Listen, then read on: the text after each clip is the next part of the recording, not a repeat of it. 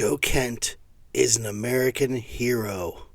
Joe Kent served 11 combat tours, been in Yemen, Africa, all over the Middle East. He reached the rank of Chief Warrant Officer. He was a paramilitary officer in the CIA. 75th Ranger Regiment, Army Special Forces, Intelligence Support, Special Activities Center. He's a GWOT veteran, and he was in the First Battle of Fallujah.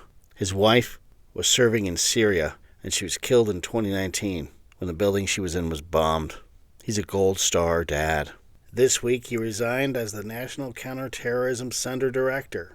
He resigned in protest of the Iran war. He said we were manipulated into it by intelligence from Israel and the American AIPAC lobby. He really insinuated that President Trump has been captured. Seeing that President Trump allowed Kash Patel to thwart Joe Kent's investigation into the assassination of Charlie Kirk, well, I tend to believe him.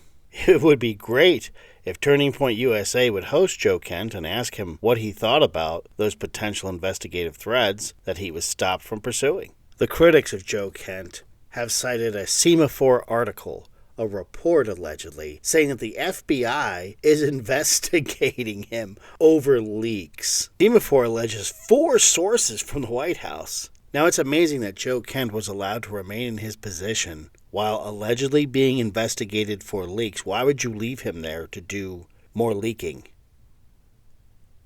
See, the FBI doesn't announce investigations like this. This is damage control because Joe Kent kicked their ass on the way out. He didn't leak anything, and they have no evidence of it. Joe Kent wouldn't bend the knee. So now they're going to kick Joe Kent in the nuts. And you can go along with it if you want.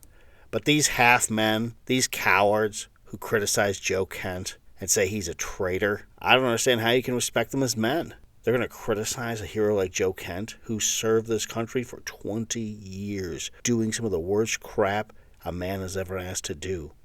He lost his wife doing it, and he doesn't believe in some ridiculous agenda, a no-end-in-sight war in Iran.